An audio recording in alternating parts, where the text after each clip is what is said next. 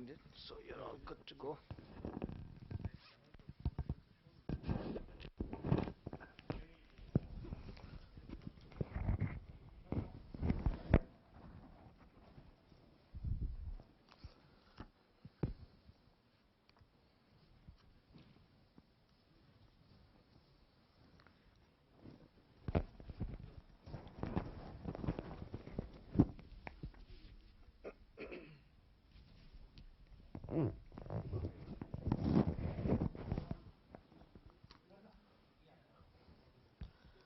أعوذ بالله من الشيطان الرجيم بسم الله الرحمن الرحيم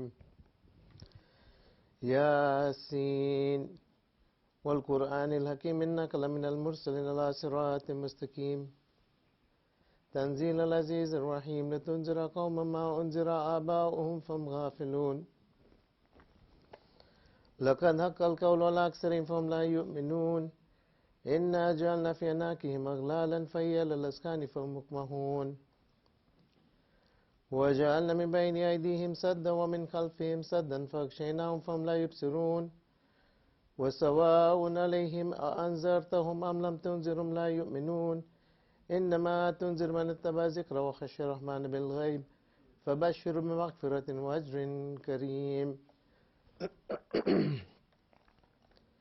إنا نحن نحيي الموتى ونكتب ما قدموا وآثارهم وكل شيء أحصيناه في إمام مبين واضرب لهم مثل أصحاب القرية إذ جاءها المرسلون إذ أرسلنا إليهم اثنين فكذبوهما فعززنا بثالث فقالوا إنا إليكم مرسلون قالوا ما أنتم إلا بشر مثلنا وما أنزل الرحمن من شيء إن أنتم إلا تكذبون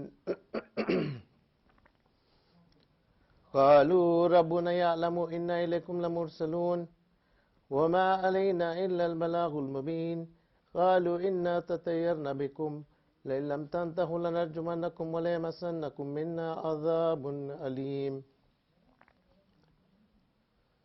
قالوا طائركم معكم أئن ذكرتم بل أنتم قوم مسرفون وجاء من أقصى المدينة رجل يسعى قال يا قوم اتبعوا المرسلين اتبعوا من لا يسألكم أجرا وهم مهتدون وما لي لا أعبد الذي فطرني وإليه ترجعون أتخذ من دونه آلهة إن يريد الرحمن بضر لا تغني عني شفاعتهم شيئا ولا ينقذون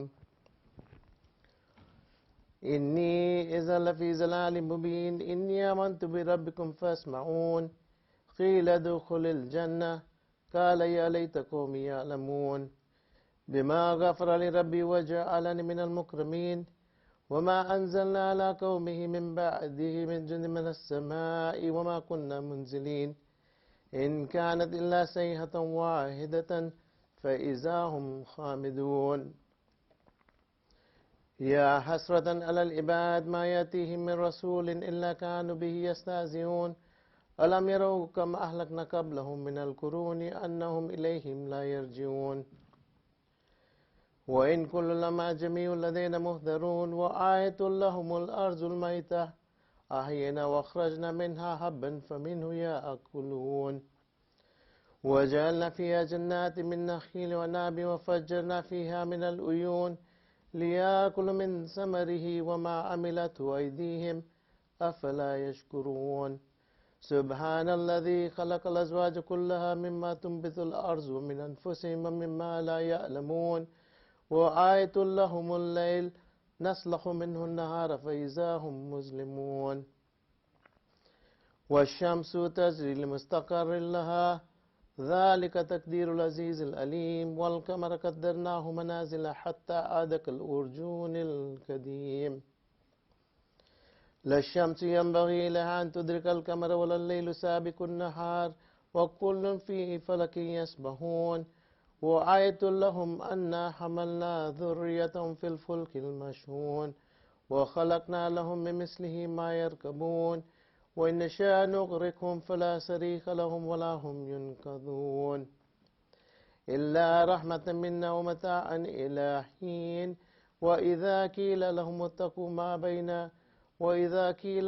اتقوا ما بين أيديكم وما خلفكم لعلكم ترحمون وما تأتيهم من آية من آيات ربهم إلا كانوا عنها مؤرزين وإذا قيل لهم أنفقوا مما رزقكم الله قال الذين كفروا للذين آمنوا أنطعم من لو يشاء الله أطعمه إن أنتم إلا في ضلال مبين ويقولون متى هذا الوعد إن كنتم صادقين ما ينظرون إلا صيحة واحدة تأخذهم وهم يخصمون فلا يستطيعون توصية ولا إلى أهلهم يرجعون ونفخ في السور فإذا هم من الأجداث إلى ربهم ينسلون قالوا يا ويلنا من بعثنا من مركدنا هذا ما وعد الرحمن وصدق المرسلون إن كانت إلا صيحة واحدة فإذا هم جميع لدينا محضرون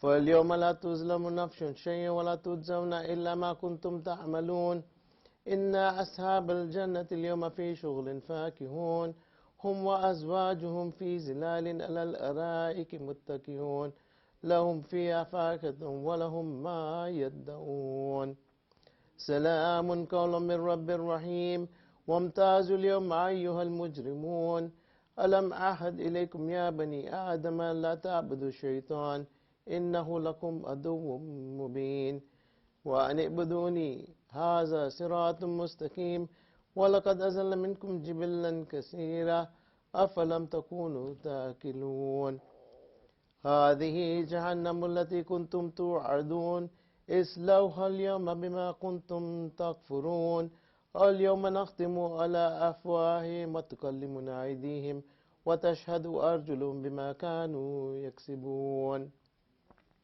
ولو نشاء لتمسنا على أعينهم فاستبقوا الصراط فأنى يبصرون ولو نشاء لمسخناهم على مكانتهم فما استطاعوا مزيا ولا يرجعون ومن نؤمر نقص في الخلق أفلا يأكلون وما علمناه الشعر وما ينبغي له إن هو إلا ذكر وقرآن مبين لينذر من كان حيا ويهك القول على الكافرين أولم يروا أنا خلقنا لهم مما عملت أيدينا أنعاما فهم لها مالكون وذللنا لهم فمنها ركوبهم ومنها يأكلون ولهم فيها منافع ومشارب أفلا يشكرون واتخذوا من دون الله آلهة لعلهم ينصرون لا يستطيعون نصرهم وهم لهم جند مهذرون فلا يحزنك قولهم إنا نعلم ما يسرون وما يعلنون أولم يرى الإنسان أنا خلقناه من نطفة فإذا هو خصيم مبين وضرب لنا مثلا ونسي خلقه قال من يحيي العظام وهي رميم قل يحيي الذي أنشأها أول مرة وهو بكل خلق أليم الذي جعل لكم من الشجر الأخضر نارا فإذا أنتم منه توقدون أوليس الذي خلق السماوات والأرض بقادر على أن يخلق مثلهم بلى وهو الخلاق العليم إنما أمره إذا أراد شيئا أن يقول له كن فيكون فسبحان الذي بيده ملكوت كل شيء وإليه ترجعون.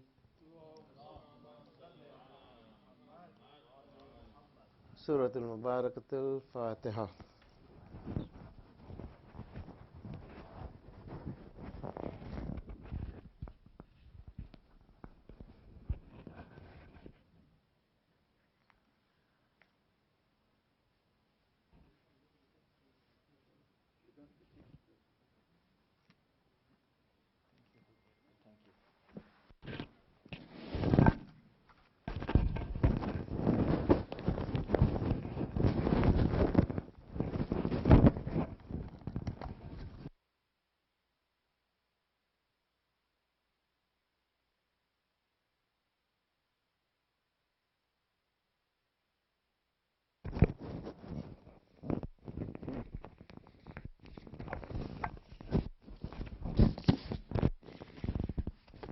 محمد وآل محمد صلوات.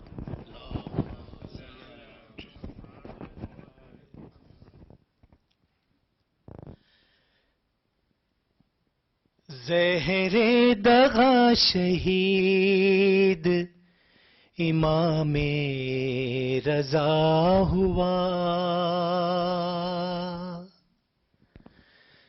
زہر دغا شہید امام رضا ہوا، بے کس پہ کیسا ظلم لعینوں نے ڈھا دیا، زہر دغا شہید امام رضا ہوا، بازار شام حضرت زینب کے نام پر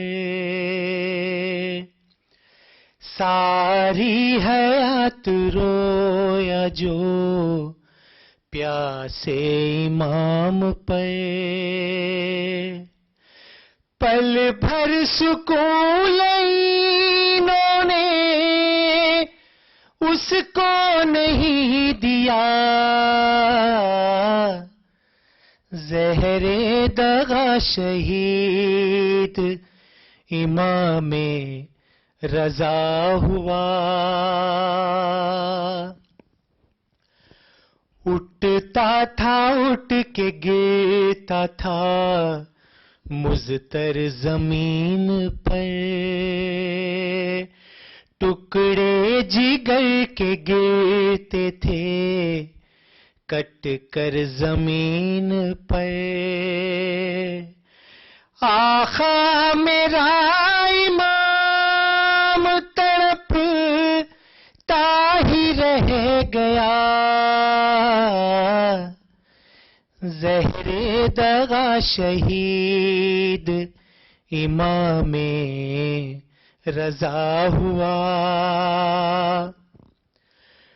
ٹکڑے جگر کے دیکھ کر کہتی تھی سیدہ اللہ میرے لال پر کیسا ستم ہوا، برباد زہرا ہو گئی واہ مصیبتا،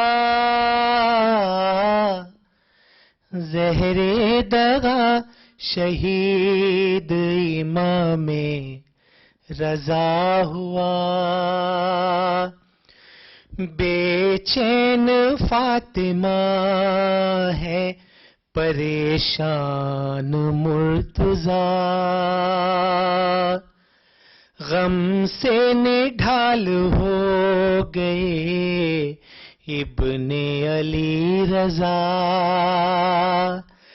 غم سے نڈھال ہو گئے ابن علی رضا،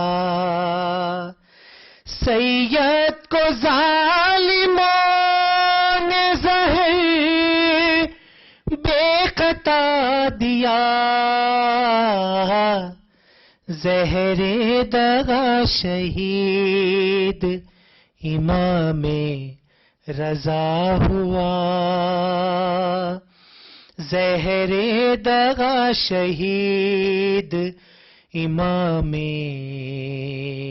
رضا ہوا، محمد وعلی محمد صلی اللہ علیہ وسلم.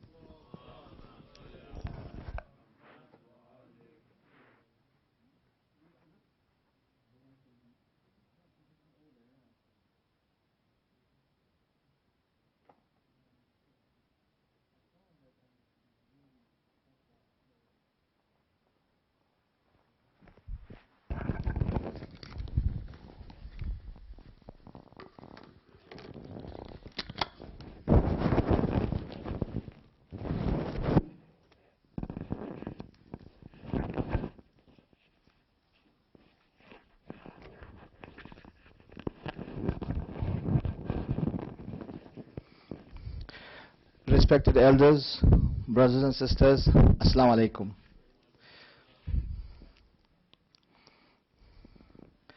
Tonight's program has been sponsored for the Risale Thawab of Darsi, Lalji and Muhammad Ali family, and also for the Risale Thawab of the following marhumeens. All marhumeens of the Darsi, Lalji and Muhammad Ali family. Also sponsored for Muhammad Rafiq Ghulam Hussain, Mustafa Ghulam Hussain, Sakina Asghar Didar, Muhammad Reza Didar, Fatma Muhammad Reza Didar, Ghulam Ali Saleh Jaxi, Nargis Ghulam Ali Jaxi, Muhammad Hussain Jaxi, Sakina Muhammad Hussain Jaxi, Mazhar Didar, Shamim Hamir, Noor Jahan Virji, Samiha Jaxi, Muhammad Raza Panju, and marhumin of Ghulam Hussain, Didar, Jaxi family and Sachu family. Also for all the marhumins of the Dinani family, the Khaki family, Daya family, Mauludina family and the Khalfan family. Tonight's Surah Yasin was also sponsored for the Risale Sawab of Muhammad Rafiq Ghulam Hussain, marhum Anwar Ali Hussain Ali Shivji, marhum Muhammad Qasim Nasir, all marhumin of Qasim Ali Habib family and all marhumin of Qasim Ali Nasir family. All marhumins of Dharsi, Lalji and Muhammad Ali family, marhum Hassan Ali Pir Muhammad, marhum Rafiq Ghulam Hussain Pir Muhammad, marhuma Khatun Bai Versi, marhum of families, marhumin of families of Pir Muhammad, Versi, Dhalla, Suleiman, Virji, Somji and Haji family. Sponsored by family members of marhum Yusuf Kerawala, marhuma Amina Bai Kerawala, all marhumins of Kerawala and Jafar Allu family. Marhum Ghulam Hussain Ismail Rahim, marhum Shirin Hassan Ali Allah Rakhya, marhum Abdul Rasul Ghulam Ali Abdul Rasul, Sattu Pira, all marhumins of Jivraj family, all marhumin of Suleiman family, sponsored by family members. Also Yasin was sponsored for Risale Sawab of marhum Shaukat Khalfan, marhum Mustaq Ahmad Khalfan, marhuma Zerabai Panjwani, marhumin of Panjwani family, marhuma Gulshan Bai Hashim, marhum Bahadur Ali Bootwala, marhum Ramzan Ali Bahadur Ali Devjani, marhum Haidar Ali Dharsi, marhum Amir Ali Dharsi, marhum Liaquat Fazal, all marhumin of Khalfan family, all marhumin of Ali Bai family, marhumin of Hashim family and marhumin of Meghji family. Let us recite Surah Fatiha for all the marhumins.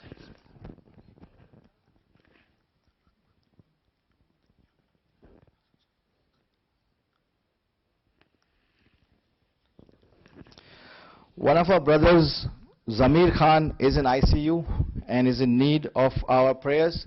So let us recite Amma Yujibul for him and for all the marhumins who need our help. Bismillah ar-Rahman ar-Rahim. Amma Yujibul Mustarra da wa yakshifu su. Amma Yujibul Mustarra da wa yakshifu su. Amma Yujibul Mustarra da wa yakshifu su. Amma Yujibul Mustarra da wa yakshifu su. Amma Yujibul Mustarra da wa yakshifu su. Allahumma salli ala Muhammad wa alihi. Just a reminder, there's been a survey that's been sent out for everybody in regards to, give us your opinion if you want to keep the mosque open for Thursdays and other programs. So please do not forget to fill up that survey and give it back to us. Okay? Thank you. Khuda Hafiz. Bar Muhammad wa alihi Muhammad salawat. Salli ala Muhammad wa alihi Muhammad.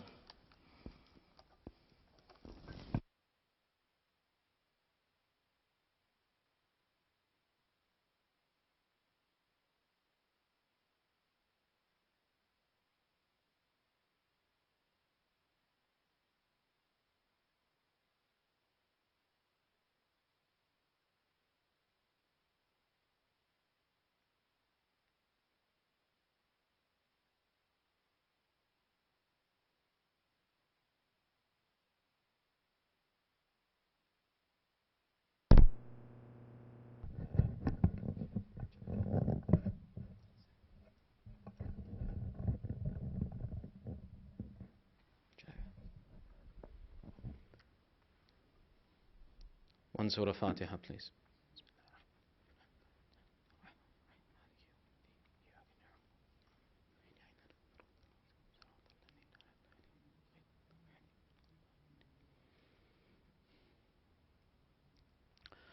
أعوذ بالله من الشيطان الرجيم بسم الله الرحمن الرحيم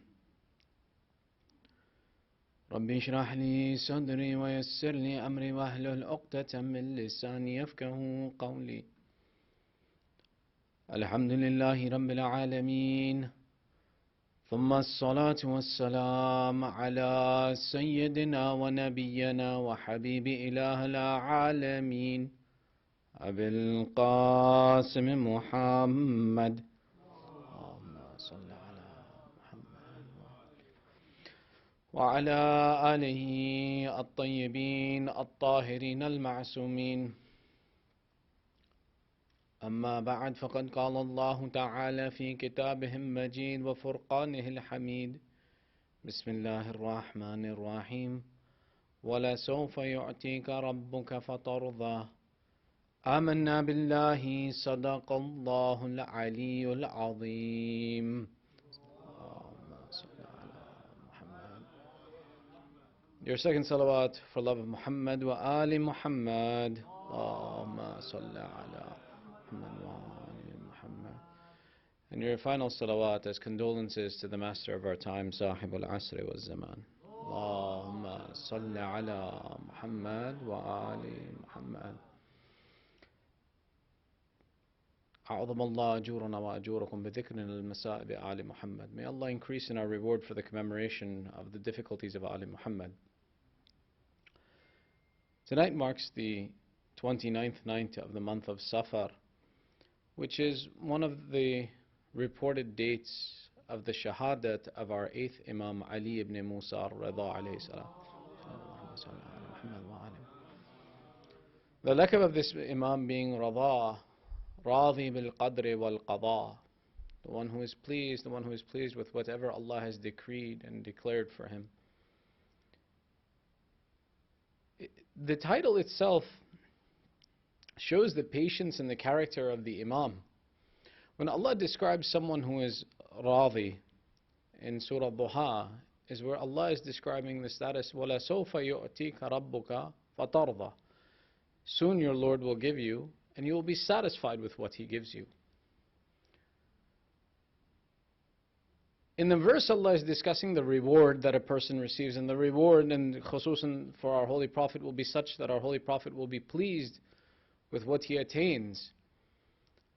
The sharaf of this 8th Imam Ali ibn Musa is that whatever Allah declared for him, whatever difficulties He declared for him, this was the Imam who was pleased with it from the beginning and had no need to be pleased by Allah for anything greater. His patience and his demeanor is a lesson for us. And within that, we see that as we love this personality, and to love him is our obligation. We say, قُلْ لَا أَسْأَلُكُمْ عَلَيْهِ أَجْرًا إِلَّا الْمَوَدَّةَ فِي الْقُرْبَى. That our Prophet instructed us that for my near ones, I'm not asking for you to give me anything for this message of Islam that I've given you except the love of my near ones. Love is something that is developed through knowledge and understanding. True love is something that comes about as we know the personality greater. Therefore, very briefly today, and very briefly, I had prepared 10 points. And then I thought I will do dhulm on you with 10 points. So we're going to discuss 3 points of the fadail and the characteristics from this person of Imam Reza tonight that we can learn and apply to our lives to reflect the love that we have for this personality, whose patience and acceptance of whatever Allah decreed for him became his title, that the one who is pleased with the decree of Allah. So 3 points we'll mention. Sallu ala Muhammad wa ali Muhammad. Allahumma salli. The first attribute that we take a look at of Imam Reza that stands out to us is when we look at his life, we see his life was a span of 55 years. 20 years of imamat and 35 years before the start of his imamat.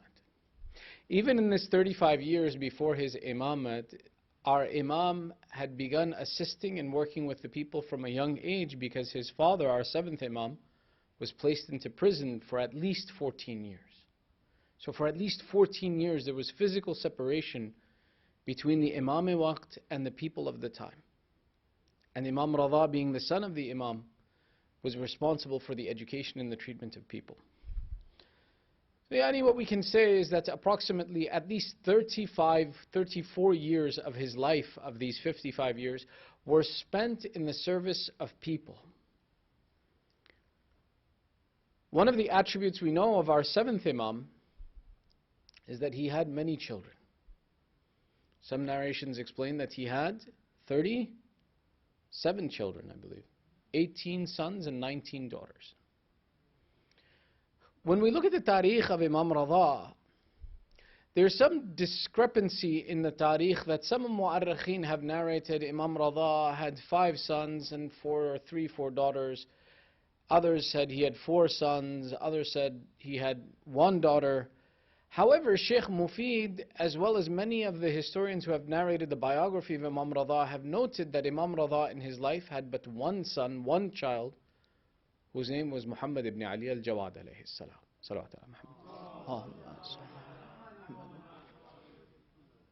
When we look at history and we start putting information together, we see that Imam al-Jawad, the son of Imam Reza, begins his imamat at the age of 8. And Imam Reza becomes shaheed at the age of 55. Simple, straightforward math tells us that Imam Reza's son was born to him at the age of 47. And as the tariq explains that there were no other sons, except for some that are narrated in some narrations, but they're not clear, they're not authentic narrations, that Imam Reza had just 1 child. Today when we look in the world and we see Sadat, children of the Ahlul Bayt, who are Radhawi, Rizvi, really they come from the lineage of Imam al-Jawad alayhi salam, but their nisbat is given back to Imam Reza. And that all of the Rizvi Sadat are really coming from Imam al-Jawad. Because Imam al-Jawad was the only son, so technically they're all Jawadi or Taqawi.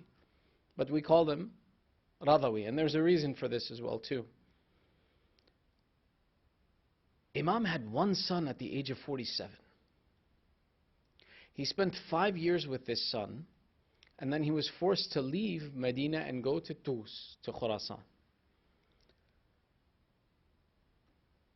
The Imam's desire to have children and the impact of society at that time and the experience that his father, mashallah, had how many children, and the Imam was in the public eye from a young age. Imagine what the culture did to him at that point in time, that you have no children. To have children is one of the great blessings of Allah. It's one of the thawab jariyah that we leave behind in our life. It's the continuation of our lineage that continues to serve Allah. We see that Nabi Ibrahim in the Quran, قُلْ رَبِّي هَبْ لَنَا أَزْوَاجِنَا وَذُرِّيَّاتِنَا قُرَّةَ أَعْيُنٍ وَاجْعَلْنَا لِلْمُتَّقِينَ إِمَامًا. Nabi Ibrahim in the Quran, he calls out, he says, "Oh Allah, grant us wives and children who are the coolness of our eyes, and make us from the leaders of humanity, of leaders of people." Nabi Ibrahim makes dua for children. Nabi Ibrahim's children, his 2 sons that are born to him, are born very late in his life. And he made dua for them. Nabi Zakaria was over 90 years of age when his dua for a son, an inheritor, was accepted and he was granted Nabi Yahya. There are personalities when the Anbiya were delayed in receiving children or being given children by Allah. This in itself is a test that someone should want children, and in a society that prefers children and looks at the absence of children as a shortcoming in the individual, to be patient in that situation, be satisfied with the decree of Allah without the fulfillment of your desire. The blessing of children, very briefly, is something that in the culture that we live in, is something that the next generation that's coming has a doubt about whether they want to deal with it or not. Even the media, for example, pumps out information that is a source of education for our children and our youth, saying that people who have children are less happy and more upset and more frustrated with life than, for example, people who don't have children. An influence is given. People who have pets are happier than those who have children. Another perspective given. The cost of raising a child today is over $400,000. another perspective. All of these perspectives feed into the mentality that children develop, that this is something, they develop a kirahat, they develop a dislike for this aspect. When we look at our families and our children, one of the important things that is a conversation to have with them is the beauty and the pleasure that is children, that Allah has put children as the continuation of a lineage. And the way that a child can be, that when we ask for children, it should be the desire that these children should be qurrata a'yun, the coolness of our eyes. Imam Ali ibn Abi Talib alayhi salam describes what is this qurrata a'yun. Imam Ali says, I never prayed to Allah to give me sons and daughters with beautiful faces. I never prayed for them to be tall in stature. I never prayed for them to have beautiful features. He says, but when I would pray for children to Allah, I would pray for them to be those children who are subservient to the command of Allah. I would pray that Allah give me children who are prayerful and fearful of Allah. And he says, this is what would be the coolness of my eyes if I see my children practicing the religion of Allah and submitting to His authority and His command. When we make the dua as well too, that, oh Allah, give us children that will continue our lineage, that will increase in our a'mal, that will be a good representation as the ummah of Rasulullah on this earth. When we make this dua, when we want them to be the coolness of our eyes, the success of the coolness of our eyes, the success of this child, is that they are someone who worships and follows the commands of Allah and is fearful of Allah in their life. A child, in general, before we continue on, the better educated you make the child, the better you make your akhirah. The first step we see this is that any child before the age of bulugh, any ibadat that they do, that ibadat is written in the account of their parents. Straight profit, no expense. Full ibadat, everything that they do, all the thawab immediately, because the child himself has no taklif, has no obligation, has no wajibat. The child is someone who's already guaranteed heaven, because if at that phase in life there's no test for him yet. So any ibadat, any thawab, any good deed that you train that child to do, Allah says take the entire account, he doesn't need it, he's going to heaven anyway. This child is a wasila for us in the helping of our akhirah, as well as in the continuing of our family and of our affair. Which is why we see that for Imam Reza, an Imam who knows what Allah wants and what is beloved by Allah, and the raising of a good child, for that Imam to be without a child for so long, yet the Imam never complained. We never see a riwayah about Imam Reza where he says, I wish Allah gave me children. Or how unfortunate am I, na'uzubillah. The Imam was pleased with the decree of Allah, but he always had the desire. The same way that a child can be the coolness of your eyes, a child can also be a source of examination for us. When we see that Allah describes how examinations are given in this life, وَلَنَبْلُوَنَّكُمْ بِشَيْءٍ مِّنَ الْخَوْفِ وَجُوءٍ وَنَقْصٍ مِّنَ الْأَمْوَالِ وَأَنفُسِ وَالثَّمَرَاتِ. Allah says, in this life when I test you, I will test you by fear, by loss of wealth, by hunger, by yourselves, وَنَفْسٍ وَالثَّمَرَاتِ. A thamara, literally, in Arabic refers to fruit. But here when Allah is using, I will test you by fruit, He doesn't mean that your bananas will be stolen from you. The discussion here, Allah is talking about your thamarat is your lineage, your children. That I will test you through these children. There's a statement of Imam Ali where he explains, he says that children are a source of lowering your integrity in this life. That for our children, we're willing to do many things. We're willing to sacrifice our faith. We're willing to sacrifice our dignity. A child is a source of difficulty as much as it is a source of reward and comfort. Even in the life of Imam al-Jawad, after 47 years when he's given a child, he goes through tribulations. Imam Reza's son, Imam al-Jawad, is described, physiologically speaking, of being of a darker skin tone than Imam Reza. And when Imam al-Jawad was born to him, the people have been waiting, where's the next Imam going to come from? And there had already been a doubt in the communities.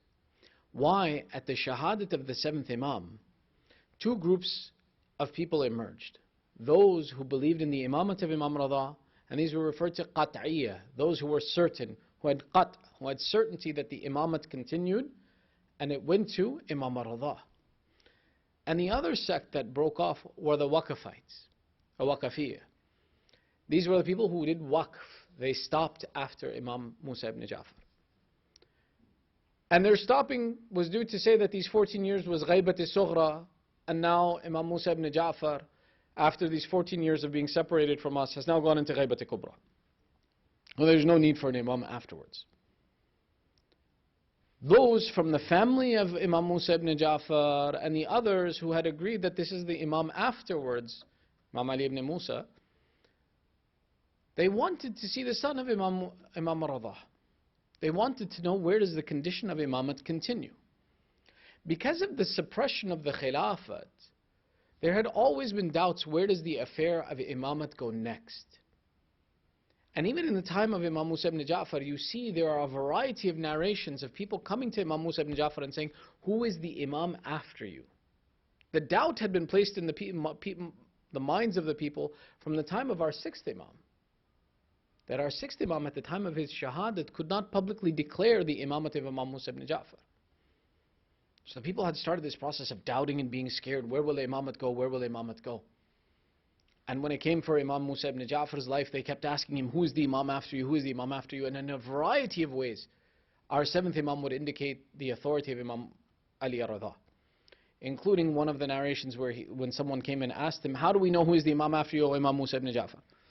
He replies, he puts his hand on the shoulder of Imam Reza and he says, the armor of the Prophet has fit this son of mine. Now, one of the signs of an Imam is that the armor of Rasulullah fits the Imam as if the armor had been made for the Imam himself. And those Shia who knew this attribute, for them it was sufficient that since it couldn't be publicly declared who is the Imam, to say that the armor has fit Ali ar-Rida, that this is the next Imam. Now what they did was they did the same kind of question to Imam Reza. Imam Reza, who is this? Who is the Imam after you? Who is the Imam after you? Imam Reza didn't have children, didn't have a son until 47. And now when he does have a son, they look at this child, Imam, and they say, that's not your son. Na'udhu billah. Look at how Allah put a trial in even the son of Imam Reza. They said, he doesn't look like you. We don't accept it. We don't believe it. We believe you took someone else's child and you made him your own. Na'udhu billah. These are the attacks made against Imam Reza. Similarly, remember how the attacks were made against our Holy Prophet when Ibrahim was born to Maria Qibtiyya. That even some of the wives, na'udhu billah, they raised an attack on the personality of Rasulullah and said that Ibrahim is not your son. They did the same thing to Imam Reza until they themselves called in the experts of lineage and attributes. These people in that time, obviously there was no genetic tracing that you could do and DNA testing that you could do. But they had specialists who were experts in being able to identify the physical attributes of a clan as they were present in your lineage. And they came and they looked for the attributes of Imam Reza and the family of Banu Hashim and the children of Sayyidah Fatima within Imam al-Jawad, and they said without a doubt that certainly though you may doubt it, this is the son of Imam Reza and no one else. Astaghfirullah, look at how they doubted the word of the Ma'soom. Look at how they weren't certain of it. Yet Imam Reza, we don't even know of his complaints on this affair. A child can be a test for us in many ways. Sometimes a child is a test for us because of their behavior. Sometimes a child is a test for us because of their health. Sometimes a child is a test for us because of other people. One of the lessons we learn from the character of Imam Reza is that aspect of patience, even in this attribute. That maybe Allah delays us from having children. Maybe Allah does not have children, or we don't have children that we are entitled to have in this world. But it doesn't mean that we turn with aggression, displeasure, or harsh-heartedness towards Allah and the command of Allah. It's the pleasure of Allah in whatever He has chosen for us and our satisfaction in this affair. And to know that sometimes the absence and the presence bring with it trial, and to be patient in those trials. Not only did Imam Reza wait so long for a son, but he was only allowed to live with his son for 5 years. And then they separated Imam Reza and forced him to go to Tus and not take his son with him. This is one attribute of the Imam. You guys are still okay? We're okay? Sallu ala Muhammad wa ali Muhammad. Allahumma salli ala Muhammad. In the second attribute that we take a look at of Imam Reza, that is a lesson for us, that we learn about his character and we learn about our faith from him and how we establish his character in our life, is how Imam Reza taught the excellent moral traits to the people of the time. Why do we refer to the Sadat as Radhawi or Rizvi that go back to Imam Reza? Imam Reza spent his time as the crown prince, as the successor to the Khalifa, for either 2 or 3 years.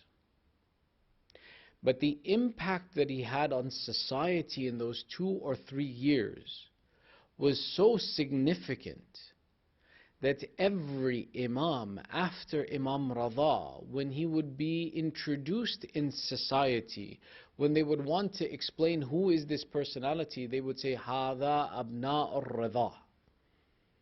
Whether it was Imam Jawad, whether it was Imam Ali al-Hadi, whether it was Imam al-Askari, all of them were known by the attribute Hada Abna al-Reza.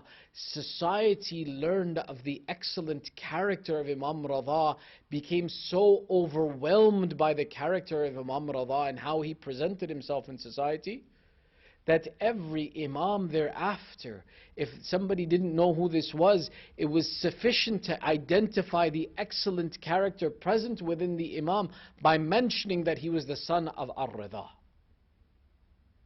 How did the Imam do this? One of the things that's special about this 2 to 3 years that Imam Reza spent in Tus was the meetings and the munadhira, the debates and the discussions that he had with the scholars of other religions. There are very detailed discussions between Imam Reza and various Christian sects, various Jewish sects, atheists, and other philosophies that existed at the time. And the excellence in the attribute and the approach of the educational way that Imam Reza approached every debate, that no matter the caliber of the individual, they were the ones who acknowledged the superiority of the presentation and discussion of the Imam. When we look at the philosophy of why did Imam Reza accept to be the Wali al-Ahad or the crown prince or the successor to the Khalifa, one of the opinions of the ulama is that there was a necessity that the Imam should present the true faith in front of the other adyan at the time that were attacking and bringing in their ideologies into Islam. You see, when a foreigner comes into the court of the king and he presents his philosophy and ideology, it's not necessary that the king immediately says, hey, you're right, and I give up my religion, I follow you. We would say that king is a weak man, that he can't submit and he can't be a true king, because as soon as someone comes to him with an idea, he says, hey, I'll follow you now. But what was something that could happen and did happen was that some of the ideology of this person would seep into the court and then from there be spread into the people. So while it may be that the king may not turn around and say that, hey, this guy is the best philosopher, leader, guide, everybody should follow him, that individual would leave his imprint upon the court and bring in a change that would affect the community and society. And the reason that Imam Reza took the responsibility to join and enter into this court was so that he could defend the principles and the ideology of the faith of Rasulullah and prevent these false khalifas from being overcome by artificial and false ideologies that now were seeping into the religion of Islam. So Imam Reza, in one aspect, he defends the barriers and the boundaries of Islam by being present in an arena where he can defend the religion of Islam and debate against these people and have the authority to debate against them. And it wasn't something that was easy. When Ma'mun wanted to, for example, disgrace Imam Reza, he would hold these debates in the middle of the night and would force Imam Reza to leave his bed in the middle of the night. And it wouldn't be that one group would be presented at that debate. No, the Khalifa would prepare multiple groups of multiple different ideologies to debate the Imam in the middle of the night.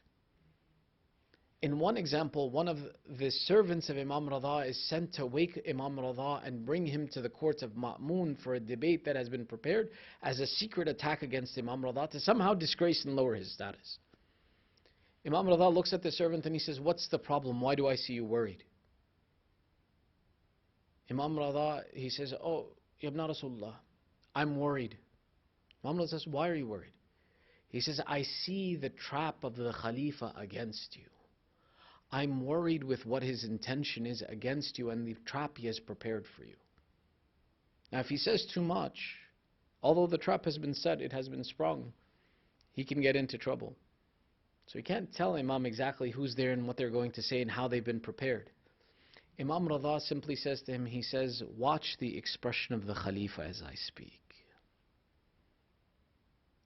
He says, "Look at his face, don't look at mine when I'm talking." When Imam Reza enters and the court is filled with these personalities, and Ma'mun says, "These people have come with some questions, Ya Ibn Rasulullah, they want to ask you some questions." Imam Reza turns to them, he says, "Will you ask me or shall I tell you what you want to ask me?" And everyone who had came as an aggressor is taken aback by the approach of the Imam. Now, this debate is very lengthy and it in itself is an entire lecture, and we won't get into the discussion tonight. But the aspect was that not only was the knowledge of the Imam absolute, but his akhlaq was absolute, that changed the opinion of each of these people who came into the court in front of him. The other place where we see his akhlaq and the impact that it had was how the Imam would deal with the servants that were present in that time.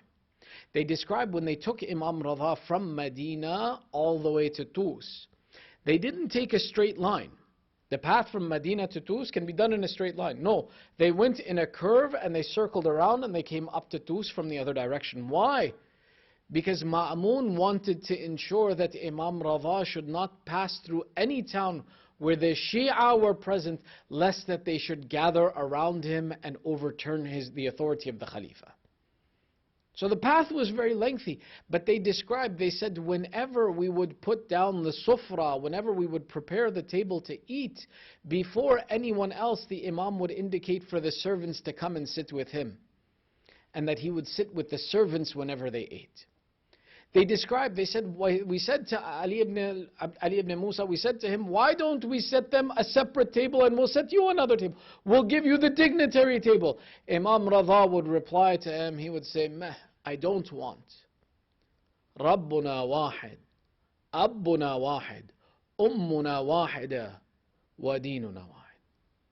That our Lord is one, our father Adam is one, our mother Hawa is one, and our faith is one. Why should we not sit together? This attribute of sitting with the poor and sitting with the servants and eating with them was something that Imam Reza is described as having had done even till the day that he died. After Imam was poisoned, they say on his final day when he is suffering through the pain of the poison, Aba Salt was one of the close servants and companions of Imam Reza. He says, "Oh Aba Salt, have the servants eaten?" And Aba Salt says, "Ya Ibn Rasulullah, they never eat without you. They never eat without you." Imam Reza says, "So they haven't eaten today. Let's go make the sufra, prepare the sufra." Imam Reza, as he's suffering in the final moments, in the final period of his pain of the poison, sits on the sufra with the servants to ensure that if you won't eat without me, then Reza will sit with you and we will eat together. There's no description that the Imam ate, but that he would not leave the sufra until all of the servants that were in the house had been fed. This was the character that he wanted to impart, that don't let social status and classes separate you from the people. Don't imagine that you possess an authority over others because of what society has given you as a caliber. When people used to say that, oh, Yabna Rasulullah, you have been honored by being Wali al-Ahad, you have been honored by becoming the crown prince, Imam Reza would reply, my honor has not increased 1 ounce. Even when I was in Medina, my honor never was below this, and it has not raised an inch by this position. The point of that was to show that the character of Ahlul Bayt is not influenced by positions and titles. The same way the character of a mu'min should not be influenced simply because of my income, my title, my status, my position. My character needs to be consistent, and it needs to be something that its reliability and authenticity is not challenged because now all of a sudden I have a position. The goodness of our nature is the necessity that is present. The impact of this was in the third place where we saw that when Ma'mun makes the decision, he says, "Oh Ar-Reza, I ask you that you will lead Eid prayers for us tomorrow." Imam Reza's reply is, he says, per my agreement with you of becoming the crown prince, that I will not appoint or remove anyone, I will not make or abolish any laws, and I will have no judicial role in this government, then as this is a governmental position, I refuse it.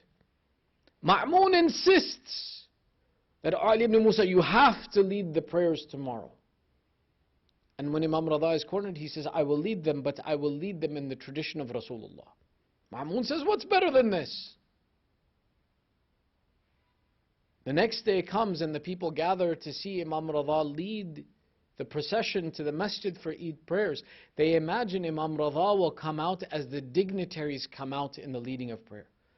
All are mounted on horses in their finest regalia and clothing, and they have their servants to lead them. And they see Imam Reza come out in a simple garment with his shoes off and walking in the street. And they were immediately reminded that the position wasn't that what they were honoring, it was the personality. And that this was the true character of Rasulullah. That they described that the dignitaries left their horses, took off their shoes, servant and master walked behind Imam Reza, and at every step he would stop to call out the takbirat 3 times, and the entire nation moved with him. And as he proceeded to the masjid, the impact of the character and the manner of the Imam was so great that Ma'mun, the Khalifa, was told, "Oh Ma'mun, if you don't stop him and he leads prayer, then you've lost the entire nation. Assume the revolution is complete." This is the impact of following the character of Ahlul Bayt and following the character of Rasulullah. Imam had to utter no harsh word against the Khalifa. Imam had to utter no harsh word against the dignitaries and the leaders and the elite classes. He did only simply had to present the true character of Islam, and society was ready to change behind him. When we talk about the changes we need to make in our community, in our families, in our society, you don't have to force people, you simply have to present the true character of what was the message of Rasulullah, and society will turn behind you. The impact of the akhlaq of Imam Reza is such, it took Rasulullah 40 years to establish the character before the name of Islam could be mentioned. But the impact of the message of Rasulullah was such that when Imam Reza had not 3 years to demonstrate the character of Rasulullah in front of Muslims, that his character left an impact until the end of Imamat and the end of time, that this is the behavior of Rasulullah sallallahu alaihi wasallam. The second characteristic is this character, this good moral behavior. And the same way we talked about its significance yesterday, it continues today in the personality of Imam Reza. That the impact he left on this world. Why are all of these Sadat known as Radawi? The same way that the Aimma after him were known as Abna al-Reza. Because Imam Reza was that light that was lit in society for all of humanity to see, that everyone knew of the greatness of this personality. The same way all of these Sadat who trace their lineage back to Imam Reza are the ones who are dignified and honored because of the presentation of the character of Imam Reza.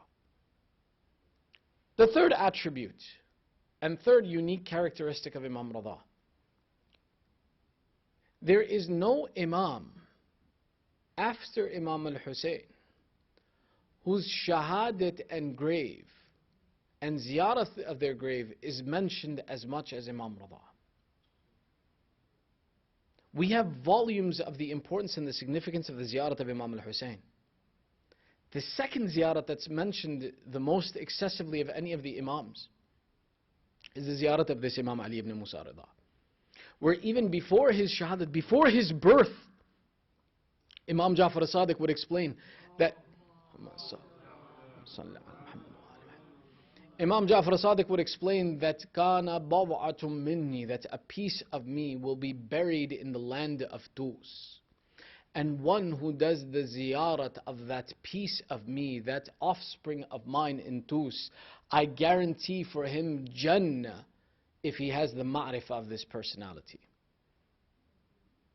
The ziyarat of Imam Reza and the importance of his ziyarat is discussed both by Imam Musa ibn Ja'far as well too, who says this son of mine will be martyred gharib, as a stranger. And those who give the importance to his ziyarat, I assure you, you will go to heaven. Imam Reza himself talked about it, that those who come to my ziyarat even after my death, it will be as if they receive the reward of 1,000 hajj. When someone came to Imam al-Jawad and they said, truthfully, is it true that one who goes to ziyarah of your grandfather will be given heaven? Imam Jawad replied, yes.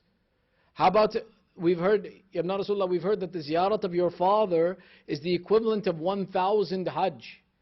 Imam Jawad replies in a beautiful way. He says, I swear to you that if you did ziyarat of my father Reza and you understood his status, that the reward would be greater than 1,000,000 hajj. Why is the khususiyat of this Imam and the mention of his ziyarat so great? When we look at the logistics of Arabia and we look at the logistics, and remember that traveling now is different than traveling then. Okay, it's not the difference of whether I select my destination flight. That's not how it used to work. Was very far away. It was a difficult process to go to Tus and go to this ziyarah.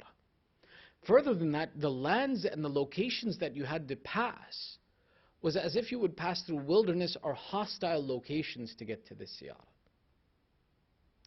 Therefore, the promotion of the ziyarah from the Ahlul Bayt, the indication of the reward, was to show that don't separate yourself from this personality because of the difficulties you have to go through to get to his ziyarah. Someone even comes to Imam al-Jawad and says, Ya Ibn Rasulullah, I have a hypothetical situation. And Imam al-Jawad says, what do you want? He says, somebody living nearby comes into money and resources. And as soon as he comes into resources, he makes the decision that he's going to go to Hajj. He does his Hajj. Then he goes to Medina, visits the grave of the Holy Prophet. Then he comes in Medina and visits your holy personality. Then from there he goes to Karbala and visits the grave of Imam al-Hussein. And then from Karbala he goes to Qadhmain and visits the grave of Imam Musa ibn Ja'far. And this is the end of his ability for that year. The next year, Allah blesses him again with a great amount of wealth. And he has money to travel. Imam Jawad, at that moment, the second year, now when we have money again, should we repeat all of these things that we did, or should we go to Tus for the ziyarat of your father, Imam Reza? And Imam al-Jawad replies, certainly the reward is greater in that second year to go to the ziyarat of my father, Imam Reza. And that you should do it in the month of Rajab. But right now, this hukum is lifted from you because of the danger to your lives from the Khalifa. The Khalifa hates that you come to our father's ziyarat. So right now this hukum is lifted from you. This is mentioned in Kamil al-Ziyarat of Ibn Qawlaway al-Qummi, which is one of our oldest and authentic books, and this narration is noted as one of the authentic narrations of Imam al-Jawad. All of these narrations that talk about the superiority of going to Imam Reza's ziyarat talk about it because of the significance of the juhad and the striving and the difficulty that you have to go through to go to this personality in that time, even till today. And the greater the difficulty that you go through to attend and go to the ziyarat of an Imam, the greater the reward it is. When we look at, for example, certain narrations of even the ziyarat of Imam al-Hussein alayhi salam, we see that sometimes in the ziyarat, the Imam says, every step that you take towards Karbala, one good deed is written, one sin is erased. And in other narrations, the Imam says that every step that you take to Imam al-Hussein, 1,000 rewards are written for you and 1,000 sins are removed from you. The difference in caliber between these statements is because of the difficulty and the striving a person goes through to attain the proximity to Ahlul Bayt. This juhad, this striving, is one of the lessons of Imam Reza, that the greater that you strive in the way of Allah, the greater the reward is that you can't imagine. Today, that striving is this majlis. That today this majlis has become difficult. To come to the majlis, not only do I now need to consider, oh, my safety, oh, how will I get here? Will all the people here be obeying the rules? Is it safe to come? But then the other factor is I have to leave my house and my comfort. When I sit here, I have to put a mask on my face and I have to sit with a mask. I have to make sure that I register, and that when I register, I need to give them my age, my medical history, all of my details before I'm allowed to come. Nobody's picking on you, huh, doctor? But this is the juhad, this struggle. If you want the reward from Allah, you have to struggle. When the struggle is in ziyarat, the greater the struggle in the ziyarat, the greater the reward associated with it. Which is why the mention of Imam Reza's ziyarat is so extensive. Because to do his ziyarat was a great struggle. Which is why the ziyarat of Imam al-Hussein is mentioned in detail. Because to do it was a great struggle. Every action that you prefer Allah over yourself, every sacrifice you make from your desires to prefer Allah, the greater the sacrifice you make from yourself, the greater the reward with Allah. That's the lesson that we need to take. To learn to do juhad and striving. When we weigh the value of an action in our mind, don't weigh it against how easy and convenient it is to perform that action. If it's easy and convenient, there's no reward in it. Weigh it the opposite way. The more difficult it is, the more harder it is for me to perform that action, the more I have to give up my desire and my wants, the more pleasurable it is to Allah, the more it is taking a stand against my nafs, the more it is appreciating the mawaddat of the family of Rasulullah. Salawat ala Muhammad wa ali Muhammad. This mawaddat is what motivates us. And if mawaddat is truly motivating us, then that sacrifice is not significant. Sacrifice is not difficult. Because the love is there, the desire is there, the certainty of this personality is there. That's where juhad comes in, and juhad becomes nominal. There are personalities who you ask them that, oh, you know, it's very difficult to leave your schedule and, you know, to go for ziyarat and to do this and to do that. And they say, there hasn't been a year I haven't gone to ziyarat. Say, isn't it difficult? And I say, no, it's not difficult. It's easy. I don't even think about it. The cost of the ticket, this year I paid $2,000. Huh? It should be $1,000. I don't care. But it's so expensive, it's so difficult. No. That's where the love has become a part of the consideration in the decision-making process. That's where the juhad has become replaced with love. That is our goal, that we develop the love of these personalities and we want to strive and struggle to be there with them. And however much we struggle, that's however much the reward is. But this Imam Reza is that madloom who is gharib al-ghuraba. You know what gharib al-ghuraba means? A stranger among strangers. When he had to leave his son Imam al-Jawad, when Imam Reza bids farewell to his house and he looks for his 5-year-old son, he says, where is Jawad? They said he is outside. Imam Reza exits his house to bid his farewell to his son. He said, the narrator's right, we saw Jawad sitting on the ground putting sand in his hair. We asked him, what are you doing, Jawad? He replied, this in our family is the tradition of orphans, that when we are orphaned we put sand in our hair. Imam Jawad was referencing in the field of Karbala, when Hamida was given the news of the shahadat of her father Muslim ibn Aqil, that she immediately grabbed sand and put it in her hair. The messenger who brought the note cried, "Child, what are you doing?"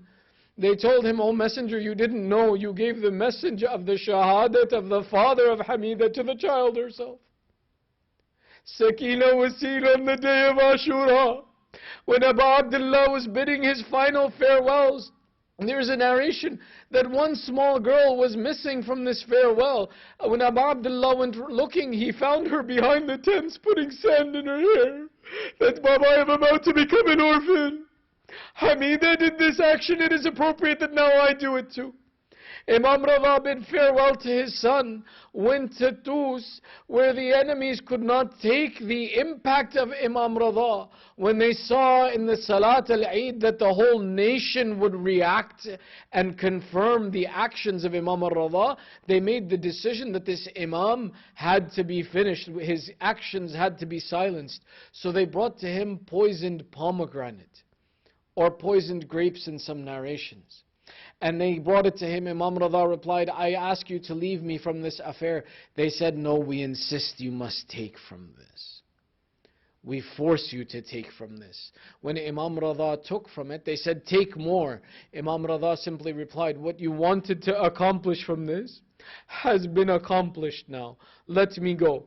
They said when Imam Reza returns to his house, the sickness and the poison in his body begins to overcome him until he turns to Abba Salt and he says, "Oh Abba Salt, I am going inside of my chambers, lock the house so that none may enter, and it is only you and I in this place now." Abba Salt locked the door. Imam Reza, the poison begins to impact his body more and more. He says, "Abba Salt, I want you to do something for me." He says, "What shall I do for you, master?" He says, "Remove the carpet from under my bed. Remove the mat and the bed that I am lying on. Place me on the floor." Abba Salt says, "Ya Ibn Rasulullah, I see the poison in your body impacting you. I see the pain in your body as I touch you. How shall I put you on the hard ground?" Imam Reza replies, "Abba Salt, if you knew my father Hussein, how my father Hussein was on the floors of Karbala, in the sands of Karbala. Abba Salt, I want but for a moment when my life should end, it should be on the hard ground as was the body of Abu Abdullah." In this, Abba Salt says, "I saw a young boy enter into the house. I said, 'Who gave you entry? Where did you come from?' He says, 'Abba Salt, the one who gave me entry is the one who brought me from Medina. I am your Imam Jawad. I have come to my father.'" We see that Imam al-Jawad comes. In one narration it writes that this young boy, seeing his father after such time, hugged himself to the chest of Imam Reza. Ya Ibn Rasulullah, you wanted to experience the memory of Hussein, but on your chest is Jawad. On the chest of Hussein was Shimr.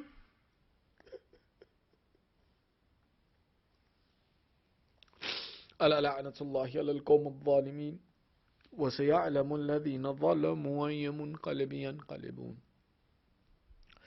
ندعوك باسمك العظيم الأعظم الأعز الأجل الأكرم يا الله يا الله يا الله يا الله يا الله يا الله يا الله يا الله يا الله يا الله بحق علي بن موسى الرضا وآبائه وأبنائه والمعصومين جميعا. Oh Allah, accept this small ibadat from us.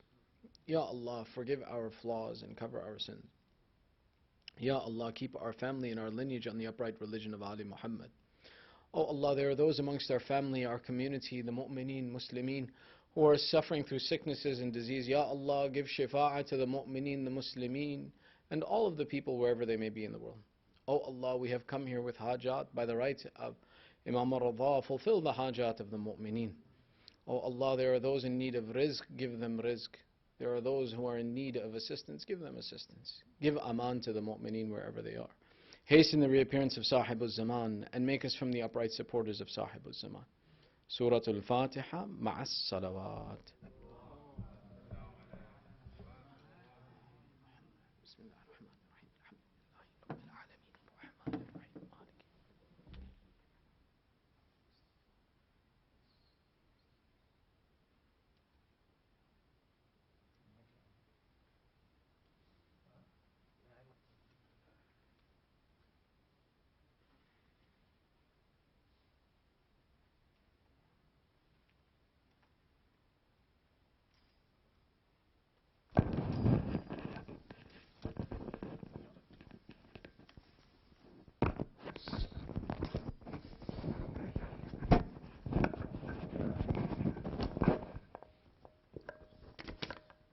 حسین یا حسین، ہائے ہائے رضا مولا رضا، ہائے ہائے رضا مولا رضا، ہائے ہائے رضا مولا رضا، دیتی بہن ہائے یہ صدا، مشہد میں تو مارا گیا مامون نے زہر دغا،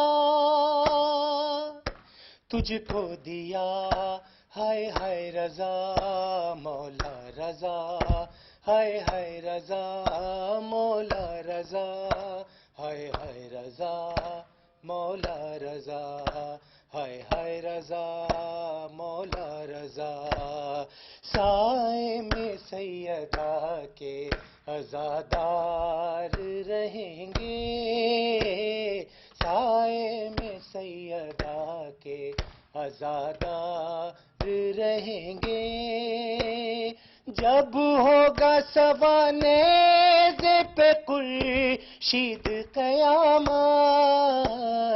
سائے میں سیدہ کے عزادار رہیں گے، سائے میں سیدہ کے عزادار رہیں گے، بڑھتا ہی چلا جائے گا شبیر کا ماتم، بڑھتا ہی چلا جائے گا شبیر کا ماتم، خائے جو غم شہ کے علمدار رہیں گے، سائے میں سیدہ کے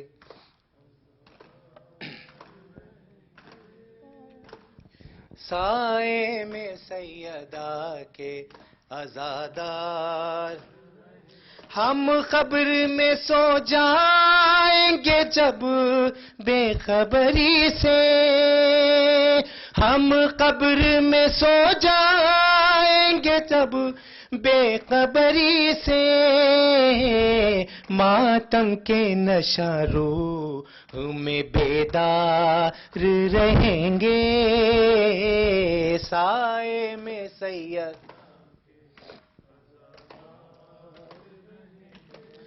اے منکر ماتم تو کہاں جا کے رہے گا، اے منکر ماتم تو کہاں جا کے رہے گا، جنت میں تو سرور کے عزادار رہیں گے، سائے میں سید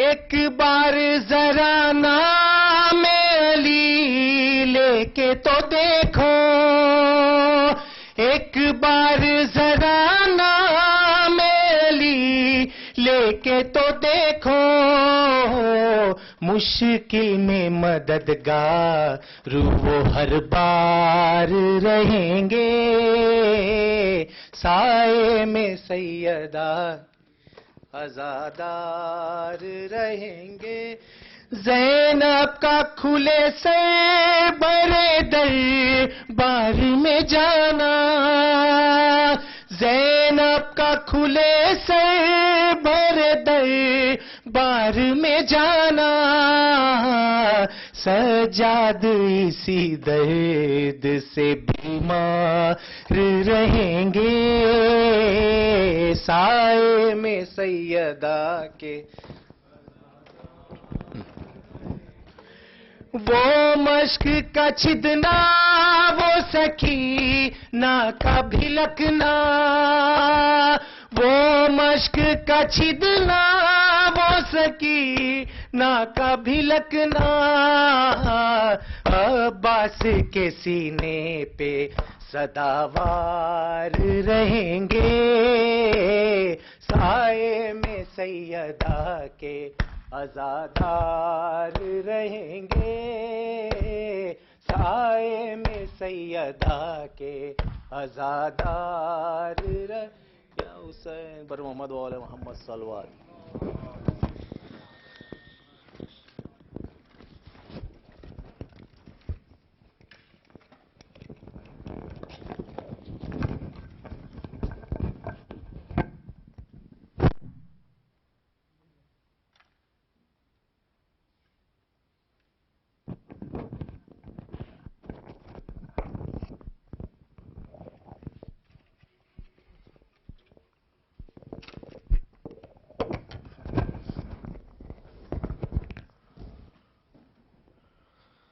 Ziyarat of Imam Reza from afar. Bismillahir Rahmanir Rahim. Assalamu alayka ya wali Allah, assalamu alayka ya hujjat Allah, assalamu alayka ya nur Allah fi dhulumatil ard, assalamu alayka ya amud ad-din, assalamu alayka ya waritha Adam safwatillah, assalamu alayka ya waritha Nuh nabiyillah, assalamu alayka ya waritha Ibrahim khalilillah, السلام عليك يا وارث إسماعيل ذبيح الله، السلام عليك يا وارث موسى كليم الله، السلام عليك يا وارث عيسى روح الله، السلام عليك يا وارث محمد رسول الله، السلام عليك يا وارث أمير المؤمنين علي ولي الله ووسي رسول رب العالمين، السلام عليك يا وارث فاطمة الزهراء، السلام عليك يا وارث الحسن والحسين سيدي شباب أهل الجنة، السلام عليك يا وارث علي بن الحسين زين العابدين، السلام عليك يا وارث محمد بن علي باقر علم الأولين والآخرين، السلام عليك يا وارث جعفر بن محمد الصادق البر، السلام عليك يا وارث موسى بن جعفر، السلام عليك أيها الصديق الشهيد، السلام عليك أيها الوصي البار التقي، أشهد أنك قد قمت الصلاة وآتيت الزكاة وأمرت بالمعروف ونهيت عن المنكر وعبدت الله مخلصا حتى أتاك اليقين، السلام عليك يا أبا الحسن ورحمة الله وبركاته. السلام عليك يا رسول الله، السلام عليك علي بن أبي طالب، السلام عليك يا فاطمة الزهراء سيدة نساء العالمين، السلام عليك حسن المجتبى، السلام عليك يا أبا عبد الله حسين ورحمة الله وبركاته. السلام عليك يا تئسة المعصومين من ذرية الحسين علي بن الحسين زين العابدين محمد بن علي الباقر وجعفر بن محمد الصادق وموسى بن جعفر الكاظم وعلي بن موسى الرضا ومحمد بن علي الجواد وعلي بن محمد الحادي والحسن بن علي العسكري، السلام عليك يا مولانا يا صاحب العصر والزمان، السلام عليك يا خليفة الرحمن، السلام عليك يا شريك القرآن، السلام عليك يا كعبة الإيمان، السلام عليك يا إمام الإنس والجان ورحمة الله وبركاته. اللهم صل على محمد